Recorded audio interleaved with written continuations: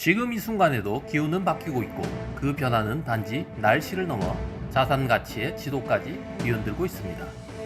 2025년 한 해에만 경북 안동발 산불로 수십 명이 숨졌고 전국 1만여 이상이 대피한 집중호우, 부산과 김해를 덮친 해일성 폭우, 이 모든 재난이 이례적인 일이 아니라 당연한 일이 되어가고 있습니다.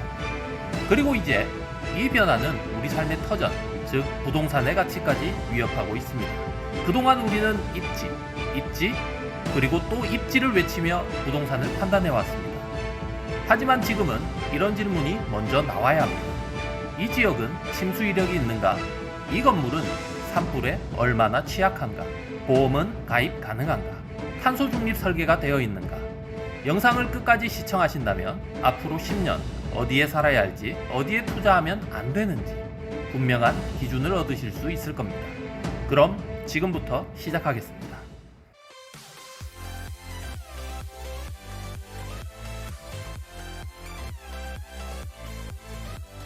세계가 바뀌고 있습니다. 기후변화는 이제 환경 문제를 넘어 경제 시스템 전체를 흔들고 있습니다. 기후재난이 일상화되고 있습니다. 홍수, 산불, 폭염이 반복되며 보험회사는 점점 손을 떼고 있고 은행과 보험사들은 기후 리스크 평가 모델을 재편하고 있습니다. 글로벌적인 관점에서 보면 프랑스 북서부 일부 지역에서는 보상비급증으로 보험 가입이 불가한 지역이 생겨나고 있고 미국에서는 해수면 상승하는 도시에 보험회사가 철수하고 있습니다. 자산의 양극화가 가시되고 있습니다. 에너지 효율이 낮고 기후 리스크가 높은 자산은 점점 스트랜디드 에셋, 즉 회수 불가능한 자산으로 전락하고 있죠. 여기서 말하는 스트랜디드 에셋이란 경제적, 환경적, 사회적 변화로 인해 더 이상 수익을 창출하지 못하거나 시장 가치가 급격히 하락한 자산을 말합니다. 쉽게 말해 사놓고 팔 수도 없고 써먹을 수도 없는 자산, 즉 좌초된 자산입니다. 예를 들어 이런 자산은 스트랜디드 에셋이 될 수 있습니다. 첫 번째, 해안가의 낡은 연립주택. 둘째, 반복적인 침수 피해로 주거 수요가 감소하고 보험료가 폭등하고 있는 지역의 부동산. 셋째, 산불 위험지대의 전원주택.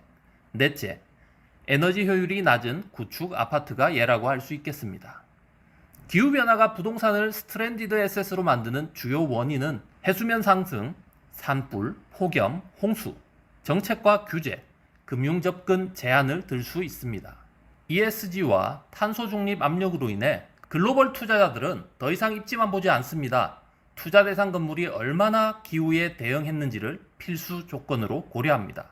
최근 부동산, 금융, 기업 경영 등 다양한 분야에서 중요한 기준으로 떠오른 ESG는 Environment, Social, Governance 이 세 단어의 약자로 기업이나 자산이 단순한 수익성을 넘어 지속 가능성을 얼마나 잘 실현하고 있는지를 평가하는 비재무적 기준입니다. 부동산 시장에서 ESG는 왜 중요할까요? 투자자의 관점에서는 ESG 등급이 낮은 부동산은 금융 접근이 어려우며 반면 ESG 기준을 충족한 부동산은 리츠, 연기금, 외국계 자금의 집중 투자 대상이 되고 있는 추세입니다. 정책과 규제 관점에서 보면 정부는 에너지 효율 기준 의무화, 탄소세 부과, 그린빌딩 인증 확대 등으로 ESG 미충족 자산의 운용폭을 줄이고 있습니다. 시장 가치 측면에서는요, ESG 기준을 충족한 건물은 임대료 프리미엄이 형성되고 공실률이 낮으며 장기적으로도 가치 보존력이 높다고 예측하고 있습니다. 이는 이 부동산이 미래에도 안전한가를 판가름하는 시대의 새로운 기준이 될 것입니다. 현실로 다가온 물리적 기후 위협을 살펴볼까요? 한국도 예외는 아닙니다. 2025년 봄 경북권에서 발생한 초대형 산불 그리고 여름철엔 역대급 집중호우로 전국 수만 명이 대피하는 사태가 벌어졌습니다.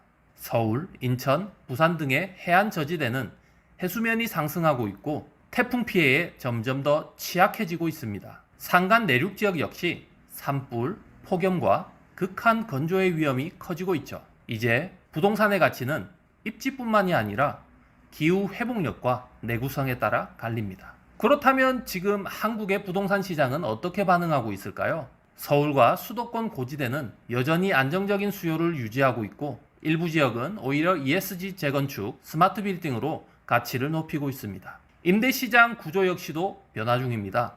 코로나 시대 이후 전국에서 급증한 전세 사기 리스크를 피하기 위해 전세에서 월세 중심으로 임대시장의 판도가 바뀌면서 리츠나 친환경 임대주택 투자가 증가하고 있습니다. 특히 제로에너지 건축물, 탄소 중립 공동체, 그린 리모델링 수요는 급증 중입니다. 그렇다면 미래 부동산 어디를 봐야 할까요?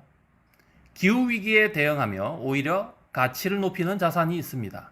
건축업계의 최근 화두는 제로에너지 건물입니다. 단열, 태양광, 고효율 설비가 갖춰진 건물은 앞으로의 기준이 될 것입니다. 최근 민간 건축물에서도 제로에너지 의무화의 바람이 불면서 앞으로의 건축시장에 큰 변화를 불어일으킬 것으로 보입니다. 스마트시티형 도시개발을 주목하셔야 합니다. 예컨대 송도, 세종, 수소도시 울산 등은 기후회복력 그리고 에너지 자립성을 갖춘 도시로 주목받고 있습니다. 특히 세종 스마트시티는 4차 산업혁명 기술을 기반으로 시민 참여형 지속가능한 도시를 구현하는 국가 시범도시입니다.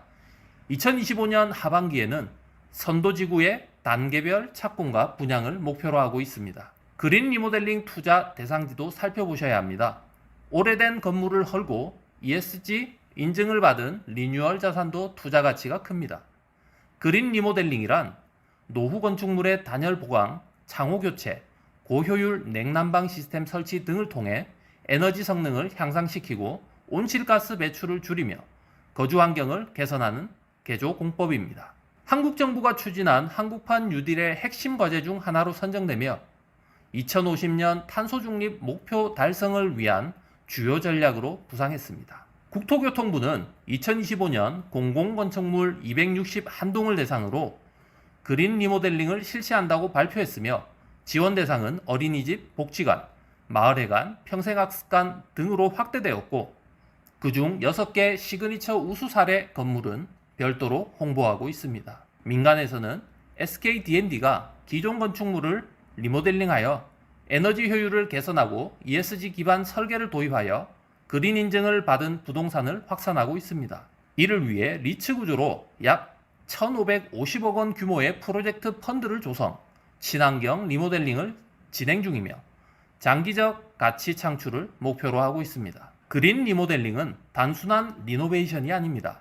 그것은 환경적 가치와 경제적 효율성을 동시에 추구하는 기후 대응형 자산 개선 전략입니다. 특히 정부는 공공건축물을 시작으로 민간까지 확대해 그린 리모델링 의무화, 지원금 확대, 세제 인센티브 등을 통해 정책 기반 확대에 박차를 가하고 있습니다. 따라서 투자자, 개발자, 자산 운영자라면 노후 건물에 대한 그린 리모델링 계획을 전략적으로 고려할 필요가 있습니다. 지역별 기후 리스크와 전망은 어떠할까요? 지역별로 먼저 살펴보겠습니다. 부산, 김해, 마산은 해수면 상승과 침수 지역이 지속적으로 제기되는 지역입니다. 저지대의 경우 가치 하락 가능성이 크고 일부 지역은 보험 가입조차 어려워질 수 있습니다. 인천 연안부두 송도 일부 지역을 보겠습니다. 일부는 침수 이력이 있지만 방제 인프라가 구축된 지역은 상대적으로 안전합니다. 특히 고지대인 송도 국제도시는 스마트시티 개발로 투자 매력도가 높습니다. 강원으로 가보겠습니다. 강원 영동권, 경북 내륙 산간 지역은 최근 대형 산불이 집중된 지역입니다. 전원주택의 수요는 있지만 소방 인프라, 화재 대응력을 반드시 체크해야 합니다. 이어서 서울과 수도권은 배수시설이 뛰어나 대부분 침수 리스크가 없습니다. 도시 인프라가 탄탄하고요. 따라서 ESG 기반 재건축이 유망한 지역입니다. 하지만 서울의 중랑구, 노원구, 서대문구, 구로구, 동작구에는 일부 위험지대가 있으니 반드시 투자 전에 확인하셔야 합니다. 제주도를 보겠습니다. 제주도 해안은 태풍, 해일 리스크가 높은 반면 중산간 고지대는 기후 친화형 개발 지역으로 평가됩니다. 탄소 중립 타운, 수소 기반 커뮤니티가 형성되는 지역은 주목할 만합니다. 앞으로는 기후 가치를 잃는 안목이 필요합니다. 기후변화는 더 이상 미래의 리스크가 아닙니다. 당장 오늘 당신의 부동산 가치에 영향을 주는 현실입니다. 당신이 매입하려는 집은 침수 이력이 있는지, 자유롭게 보험 가입이 가능한지, 탄소 배출량은 얼마나 되고 에너지 효율은 어떠한가, ESG 기준을 충족한 지역인지, 앞으로는 이런 질문에 예라고 대답할 수 있는 지역과 건물만이 기후위기 시대에도 살아남을 것입니다. 오늘 보신 것처럼 기후위기와 부동산 시장은 결코 별개의 이야기가 아닙니다. 과거의 부동산은 강남이냐 비강남이냐, 역세권이냐 아니냐가 중요했다면 이제는 입지가 아닌 기후를 기준으로 부동산을 선택해야 할 때입니다. 앞으로 10년 어떤 자산은 가치가 떨어지고 보험 가입이 안 되고 대출도 막히고 심지어 팔 수도 없게 될 겁니다. 하지만 어떤 자산은 에너지 비용을 줄이고 ESG 투자를 끌어들이고 기후에 강한 인프라로 미래의 가치 자산이 될 것입니다. 기후를 고려하지 않은 부동산은 미래가 없습니다. 이제 우리는 단지 지금 살기 좋은 곳이 아니라 앞으로도 살아남을 수 있는 곳을 선택해야 합니다. 이 영상을 통해 여러분이 앞으로의 투자와 삶의 터전에 대해 다시 생각해 볼 계기가 되셨기를 바랍니다. 좋아요와 구독은 이런 중요한 정보를 더 많은 분들이 알 수 있게 하는데 큰 힘이 됩니다. 댓글로 여러분이 궁금한 지역, 건물 유형, 기후 리스크가 있다면 남겨주세요. 다음 영상에서 심층 분석으로 찾아뵙겠습니다. 지금까지 기후위기 시대의 생존자산, 부동산의 미래를 이야기한 복덕방 표소장TV였습니다. 시청 감사합니다.